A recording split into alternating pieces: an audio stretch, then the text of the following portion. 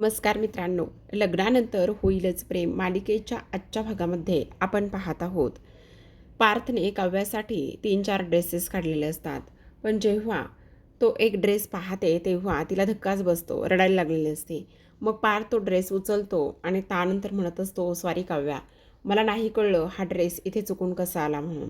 कारण काव्याचा इथे अपघात झाला होता आणि पार्थवर चाललेलं संकट काव्याने झेललं होतं आणि त्यामुळे तिची मेमची एक्झाम जी आहे ती इथे पोस्टपोन झाली होती.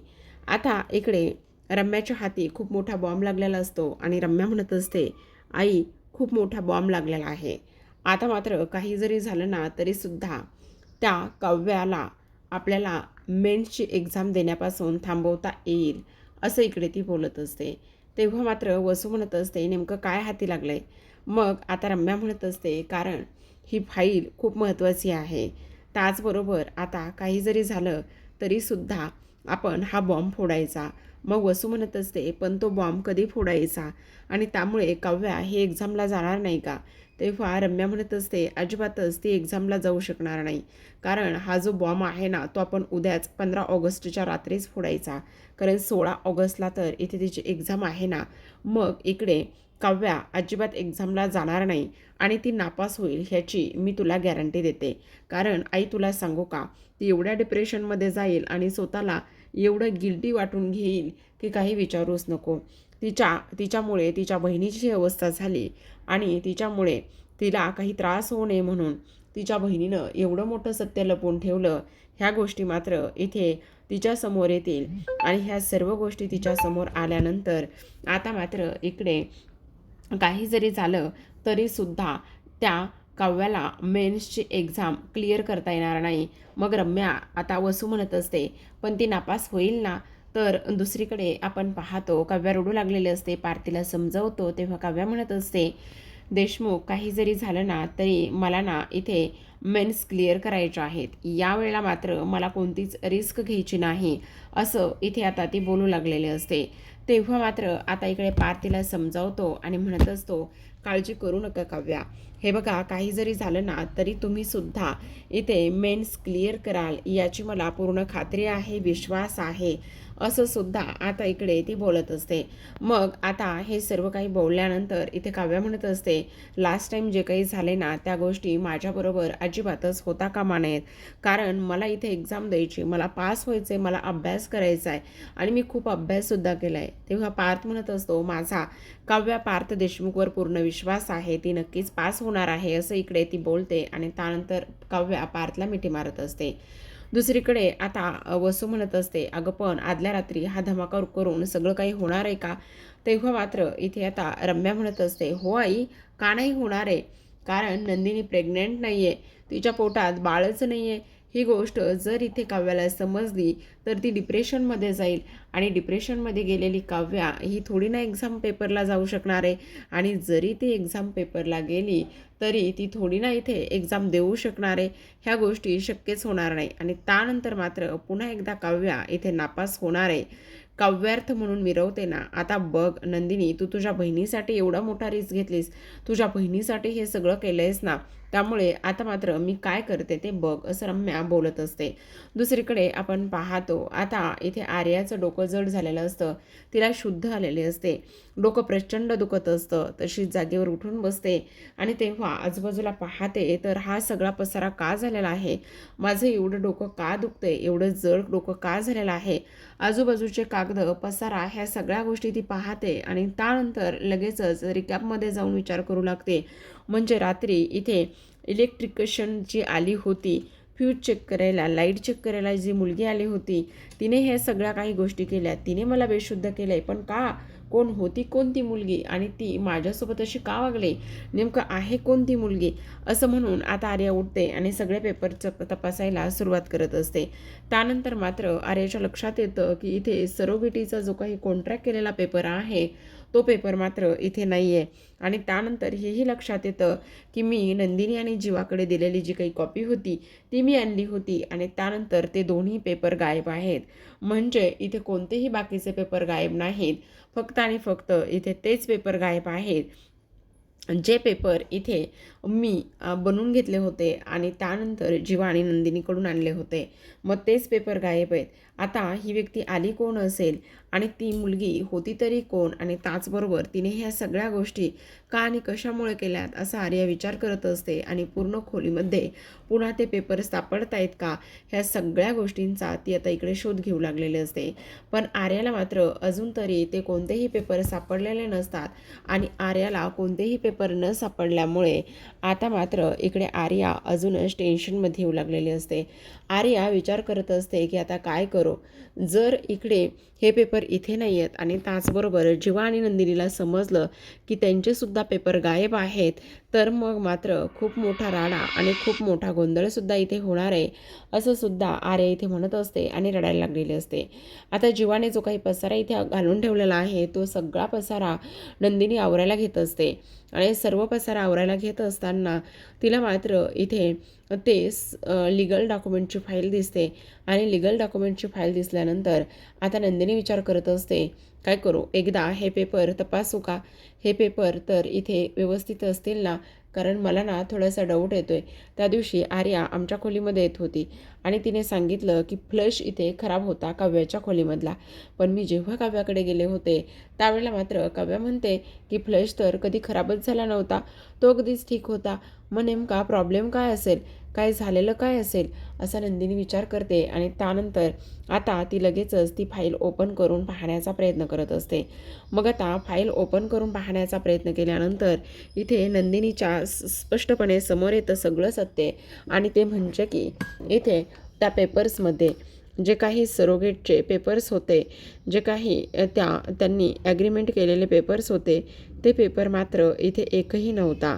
आणि तो पेपर इथे एकही नसल्याकारणाने आता नंदिनीला मात्र अजूनच टेन्शन आलेलं असतं की हे पेपर नेमके गायब कसे झाले. आणि तेव्हा तिला पूर्ण खात्री असते की हे पेपर दुसरं तिसरं कोणी नाही तर ह्या आर्यानेच गायब केले आहेत. आता पेपर नसल्याकारणाने नंदिनी टेन्शनमध्ये येते आणि त्यानंतर त्याच टेन्शनमध्ये इकडे आता ती जीवाला कंटिन्यू आवाज देत असते, जीवा, जीवा तुम्ही कुठे आहात, जीवा ताबडतोब या, जीवा तुम्ही कुठे आहात, असं म्हणून जोराजोरात ओरडत असते. जीवाला सुद्धा टेन्शन आलेलं असतं की नंदिनी एवढ्या जोराजोरात आवाज का देते, काय झालेलं असेल.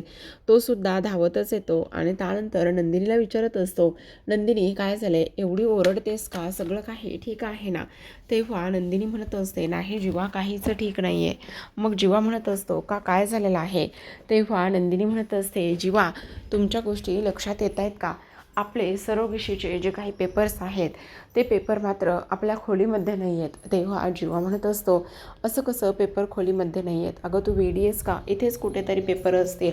तेव्हा नंदिनी म्हणत असते, नाही जीवा नाही, मी सगळीकडे शोधलेला आहे आणि ह्याच फाईलमध्ये पेपर होते. तेव्हा तो म्हणत असतो, हे कसं शक्य, थांब पुन्हा एकदा चेक करूया. तेव्हा जीवा मात्र स्वतःच्या हाताने पुन्हा एकदा पेपर चेक करायला घेतो. पण त्यानंतर त्यालासुद्धा स्पष्टपणे जाणवतं की ते जे काही सरोगेशीचे पेपर होते ते पेपर मात्र त्याला कुठेही दिसत नाहीत. आणि त्यालासुद्धा ते पेपर कुठेही न दिसल्यामुळे आता त्यालासुद्धा इकडे प्रचंड टेन्शन आलेलं असतं. आणि हे पेपर काय झाले असतील याच विचारामध्ये आता तो सुद्धा हरवलेला असतो.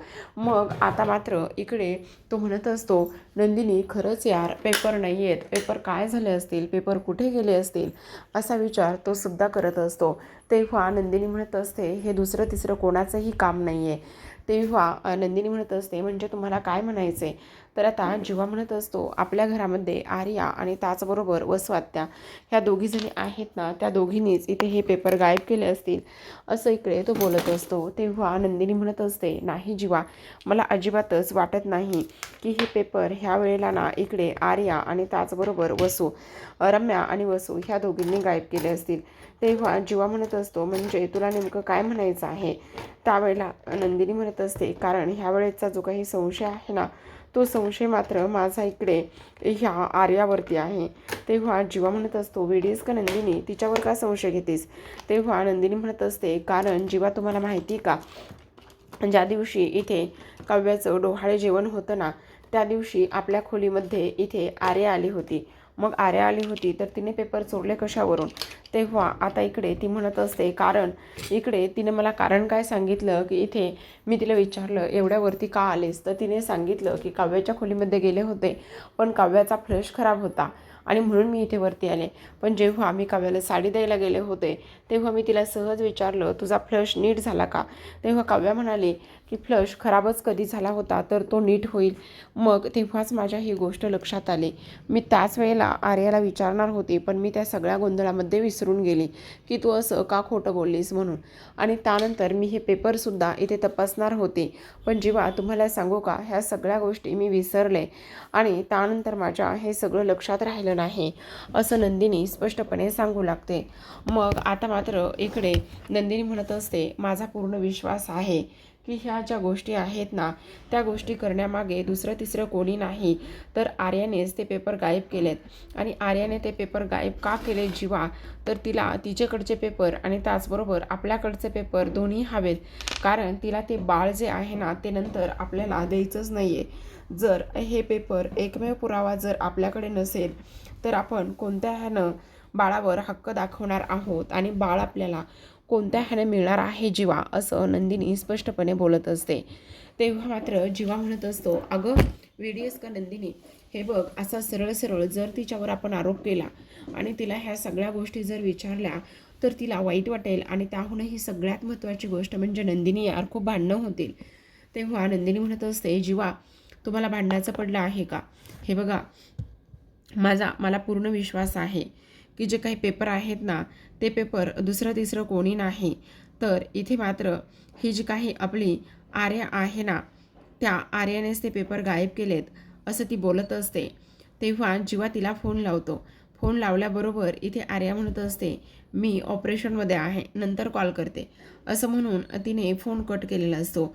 मग नंदिनी म्हणत असते चला आत्ताच्या आत्ता तिच्या घरी जाऊयात आणि तिच्या घरी जाऊन आपण सगळे काही पेपर्स जे आहेत ना ते सगळे पेपर्स आपण शोधूयात असं सुद्धा आता इकडे ती बोलत असते. मग आता हे सर्व काही बोलल्यानंतर इथे मात्र आपण पाहतो दुसऱ्या बाजूला मानिनी देवासमोर दिवा लावत असते. जेव्हा मानिनी देवासमोर दिवा लावत असते त्यावेळेला मात्र इथे आता ती अजूनच टेन्शनमध्ये गेलेली असते. कारण तिला समजत नसतं की काय करावं आणि काय नाही ह्या गोष्टी तिच्या लक्षात येत नसतात आणि त्यामुळे हे सगळं सुरू असतं. आता अस्वस्थ झालेली मानिनी जेव्हा इथे आता विक्रम येतात तेव्हा विक्रम तिला विचारतात मानिनी काय झाले, सगळं काही ठीक आहे ना? तेव्हा मानिनी म्हणत असते नाही मला खूप जास्त टेन्शन आले. विक्रम म्हणत असतात कसलं, कशाचं टेन्शन घेतेस?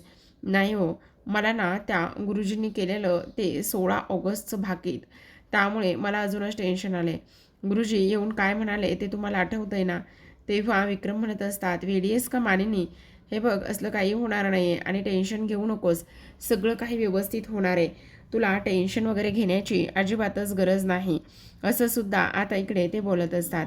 पण मग आता विक्रम हे मानिनीला समजवतात पण मानिनी म्हणत असते पण तुम्हाला माहिती ना आपल्या इथे देशमुखांसाठी 16 तारीख अजिबातच चांगली नाही आहे. गुरुजींनी केलेल्या भाकितामुळे मला अजूनच इथे टेन्शन आलं आहे असं सुद्धा आता इकडे मानिनी म्हणत असते. तेव्हा मात्र विक्रम तिला समजवतात आणि म्हणत असतात मानिनी हे बघ प्लीज शांत बस, काही होणार नाही आहे, एवढा विचार करत राहिलीस तर कसं होणार आहे असं सुद्धा आता इकडे ते तिला बोलत असतात. मग आता हे सर्व काही बोलल्यानंतर आपण दुसरीकडे पाहतो जीवा आणि सोबतच नंदिनी हे दोघेही जण आर्याच्या घरी गेलेले असतात. दोघेही जण आर्याच्या घरी गेल्यानंतर इथे ते अगदीच सांशिक नजरेने तिच्याकडे पाहतात. तेव्हा आता इकडे आर्या म्हणत असते का काय झालेलं आहे, तुम्ही दोघेही जण अशा पद्धतीने का माझ्याकडे पाहताय? तेव्हा मात्र इथे नंदिनी आणि सोबतच जीवा हे दोघेही जण म्हणत असतात आर्या जेव्हा आपण सरोगेटचं ॲग्रीमेंट केलं त्यावेळेस आपण काही पेपर बनवले होते, आमच्या खोलीतून ते पेपर गायब झालेत, ते पेपर कुठे आहे, आम्हाला ते पेपर दे.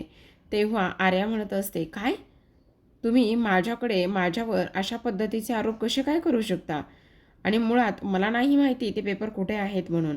तेव्हा मात्र इथे तो म्हणत असतो हे बघ आर्या मला आत्ता काही बोलायचं नाही आहे पण मी तुला प्रेमाने विचारतोय की ते पेपर दे.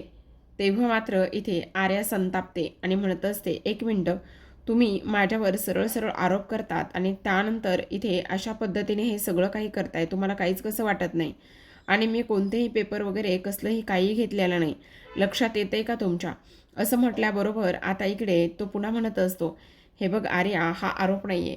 मग तुम्ही माझ्यावर संशय घेताय? तेव्हा जीवा म्हणत असतो, हो, आम्ही तुझ्यावर संशयच घेतोय. कारण तू खोटंच तशी बोललीस. काव्याच्या खोलीमधला फ्लश खराब नव्हता. तिथूनच संशयाला सुरुवात झाली. तू जर खरं उत्तर दिलं असतंस तर इकडे एवढी हे सगळं काही झालंच नसतं आणि आमच्या खोलीमधले पेपर्स गायब आहेत. मग ते पेपर्स कुठे गेले? आर्या म्हणत असते, वेडे आहेत का तुम्ही? हे बघा, मी अजिबात तुमचे पेपर्स वगैरे घेतलेले नाही आहेत आणि मुळात मला तुमच्या पेपरचं काय करायचं आहे? तेव्हा इथे आता लगेचच तो म्हणत असतो, ठीक आहे, मग तुझे पेपर कुठे आहेत ते दाखव. असं म्हटल्याबरोबर आर्याला टेन्शन येतं.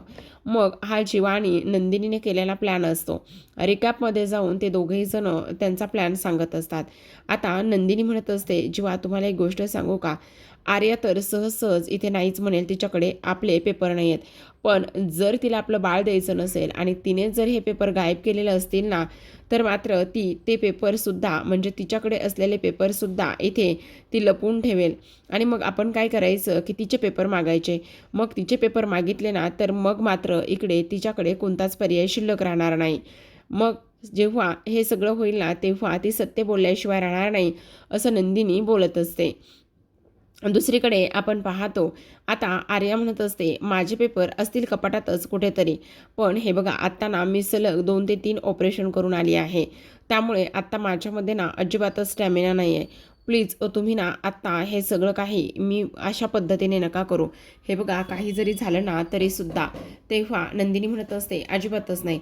तुला जर इकडे पेपर शोधायचे नसतील ना तर एक काम करूया, आम्ही ते पेपर जे आहे ना ते पेपर आम्ही शोधतो, तू आराम कर. तेव्हा अगं इथे जर नसले ना ते पेपर इथे हॉस्पिटलच्या लॉकरमध्ये वगैरे असतील. हे बघा, असं करू नका, पण प्लीज आत्ता मात्र तुम्ही शांत बसा, असं तिचं म्हणणं असतं. मग आता हे सर्व गोष्टी बोलल्यानंतर इथे मात्र जीवा म्हणत असतो, आम्हाला तर ते पेपर शोधायचे आहेत आणि आम्ही ते पेपर शोधल्याशिवाय राहणार नाही आहे, कळलं तुला? तेव्हा आर्याला टेन्शन येतं, आता काय करू? ते पेपर तर इथे माझ्याकडे पण नाही येतं. ह्यांचे तर सोडा, ह्यांचेसुद्धा मी मिळवले होते, पण ह्यांचे नाही आहेत आणि माझेसुद्धा पेपर काल गायब झालेत. आता मी ह्यांना काय उत्तर देऊ, असा आर्या विचार करत असते. त्यानंतर जीवा आणि नंदिनी हे पेपर शोधायला सुरुवात करतात. नंदिनी तर थेट तिच्या बेडरूममध्ये जाते आणि पूर्ण कपाट उचकायला सुरुवात करते. आर्या तिला थांबवण्याचा पूर्ण प्रयत्न करत असते आणि म्हणत असते, नंदिनी, अगं नंदिनी, हे सगळं काय करतेस तू? हे बघ, अशा गोष्टी करू नकोस ना. मी काय म्हणते ते एकदा ऐकून तरी घे. अगं ते पर्सनल डॉक्युमेंट्स आहे, तू आता पर्सनल डॉक्युमेंट्ससुद्धा चेक करणार आहेस का? तेव्हा मात्र नंदिनी म्हणत असते, त्याने काही फरक पडत नाही. तुला सांगू का, काही जरी झालं ना तरी इथे हे पर्सनल डॉक्युमेंट्स आणि असं काहीच नसतं, समजलं तुला? त्यामुळे आत्ता मी काय सांगते ना हे सगळं काही नीट ऐक. काही जरी झालं ना तरीसुद्धा इथे मात्र हे ज्या काही गोष्टी आहेत ना त्या गोष्टी इथे शोधणं आणि हे सगळं काही करणं फार जास्त गरजेचं आहे, समजलं तुला? असं सुद्धा आता इकडे ती बोलत असते. मग आता हे सर्व काही बोलल्यानंतर दुसरीकडे आपण पाहतो आता काव्या तिच्या खोलीमध्ये असते. तेवढ्यातच तिथे पार्थ येतो. पार्थ हा फक्त त्याच्या हातामध्ये पुस्तक घेऊन बसलेला असतो आणि त्यानंतर काव्या अभ्यास करत असते. मग आता काव्या अभ्यास करत असताना आता मात्र इकडे पार्थ इकडे तिकडे पाहतच असतो. मग काव्याचं लक्ष ह्या फिरणाऱ्या पार्थकडे जातं आणि त्यानंतर ती पार्थला विचारत असते, देशमुख काय झालं? काही तुम्हाला बोलायचं आहे का देशमुख? देशमुख बोला ना, काय झालेलं आहे? असं बोलल्याबरोबर तो म्हणत असतो, नाही नाही, काही नाही बोलायचं. देशमुख काय झालंय, बोला पटकन. तेव्हा पार्थ हा काव्याच्या बाजूला जाऊन बसतो. दुसरीकडे आपण पाहतो आता हे तिघेही जण बेडरूममध्ये असतात आणि तेव्हा आता इकडे पेपर्स कुठेच नसतात आणि इथे नंदिनी आणि जीवाचा संशय हा आता विश्वासात बदललेला असतो, खात्रीत बदललेला असतो. कारण त्यांनी ठरवलं होतं, जर इथे आर्याने दोन्ही पेपर गायब केले असतील तर मग असं समजायचं की तिला आपल्याला बाळ द्यायचं नाही आहे आणि तिनेच आपलेसुद्धा पेपर गायब केले आहेत, असं ह्या दोघांचा प्लॅन असतो. आता मात्र आर्या म्हणत असते, घरात पेपर नाही आहेत, मी बहुतेक ना इकडे हॉस्पिटलच्या तिजोरी ठेवले असतील. मग नंदिनी गप्प बसत नाही. नंदिनी म्हणत असते, ठीक आहे, चल आत्ताच्या आत्ता हॉस्पिटलमध्ये चल आणि आपण हॉस्पिटलमध्ये जाऊन ते पेपर शोधूया, असं स्पष्टपणे आता इथे ती तिला सांगत असते. आता ह्या सगळ्या गोष्टी सांगितल्यानंतर आर्या म्हणत असते, हे बघा, मी फार थकले, आत्ता मला हॉस्पिटलमध्ये जाण्याचा काहीच मूड नाही आहे, प्लीज तुम्ही शांत बसा, शांत बसा. पण नंदिनी आणि जीवा अजिबात ऐकत नाहीत आणि त्यानंतर तिच्या हाताला ओढत ओढतच तिथून हॉस्पिटलमध्ये घेऊन निघालेले असतात. दुसरीकडे आपण पाहतो आता काव्याने विचारलेलं असतं, देशमुख तुम्हाला काही बोलायचं आहे का? जर काही बोलायचं असेल तर तुम्ही बोलू शकता. तेव्हा मात्र इकडे आता पार्थ तिच्या बाजूला बसतो आणि म्हणत असतो, काव्या मला तुम्हाला काहीतरी सांगायचं आहे. काव्या म्हणत असते, हा बोला ना, काय झालं, काय सांगायचं आहे? मग त्यावेळेला आता लगेचच इथे तो म्हणत असतो, गेली 15 ते 20 दिवस झालं मला ना कंटिन्यू इथे स्वप्न पडत आहेत आणि त्याचबरोबर मला खूप जास्त भीतीसुद्धा वाटते, असं इकडे तो बोलत असतो. तेव्हा काव्या म्हणत असते, म्हणजे तुम्हाला सुद्धा सेम असे स्वप्न पडत आहेत? त्यावर लगेचच आता इकडे पार्थ म्हणत असतो, तुम्हाला म्हणजे? तेव्हा काव्या म्हणत असते, तुम्हाला म्हणजे मलासुद्धा इकडे असेच स्वप्न पडत आहेत. मलासुद्धा फार जास्त टेन्शन येते आणि असंच काही बाई मला इथे स्वप्नामध्ये दिसतं. त्यामुळे मला मात्र अजूनच ह्या सगळ्या गोष्टींचं टेन्शन आलं आहे. काय करावं हे अजिबातच मला समजत नाही, असं सुद्धा आता इकडे ती बोलत असते. मग आता हे सर्व काही बोलल्यानंतर आपण पाहतो की आता इकडे लगेचच दुसऱ्या बाजूला हे दोघेजण हॉस्पिटलमध्ये तिला घेऊन निघालेले असतात. तर आता प्रेक्षकांनो, आजच्या भागामध्ये एवढंच. उद्याचा भाग पाहायचा असेल तर नक्की चॅनलला सबस्क्राईब करा आणि उद्याच्या भागामध्ये आपल्याला असं पाहायला मिळणार आहे की तोच प्रोमो आता इकडे पुढे दाखवलेला आहे आणि तोच प्रोमो इथे पुढे दाखवल्यानंतर आता आपण पाहतो इकडे वसू म्हणत असते, कारण इथे ही तुमची लाडकी नंदिनी जी आहे ना, ती नंदिनी प्रेग्नेंट नाही आहे. काय, नंदिनी प्रेग्नेंट नाही? असं बोलल्याबरोबर आता मात्र इकडे ती म्हणत असते, हे कसं शक्य आहे? नंदिनी प्रेग्नेंट नाही, ह्या सगळ्या गोष्टी होणं शक्यच नाही. तेव्हा इथे आता वसू आत्या बोलताना जरा सांभाळून बोला आणि ह्या सगळ्या गोष्टी अशा बोललात ना तर गाठ माझ्याशी आहे. तेव्हा ती म्हणत असते, काही मी खोटं बोलत नाही, जे काही बोलते ना ते अगदीच बरोबर आणि खरं बोलते. असं म्हटल्याबरोबर आता इकडे मात्र वसू नंदिनीच्या पोटावर हात ठेवते आणि म्हणत असते, बघितलं, ही मात्र प्रेग्नेंट नाही आहे. आता हे सगळं काही झाल्यानंतर इथे मानिनीला धक्काच बसतो. मानिनी मात्र समोर येते आणि समोर आल्यानंतर इथे सरळ सरळ आरोप करणाऱ्या ह्या वसूचं मात्र ती थोबाड फोडत असते आणि तिला धडा शिकवत असते की तुझी हे सगळं काही करण्याची हिंमत कशी झाली. तर आता प्रेक्षकांनो, हे सगळं सत्य कशा पद्धतीने कसं समोर येईल हे पाहणं फार इंटरेस्टिंग आहे. तर पाहत रहा लग्नानंतर होईलच प्रेम. भेटूया उद्याच्या भागामध्ये. तोपर्यंत धन्यवाद.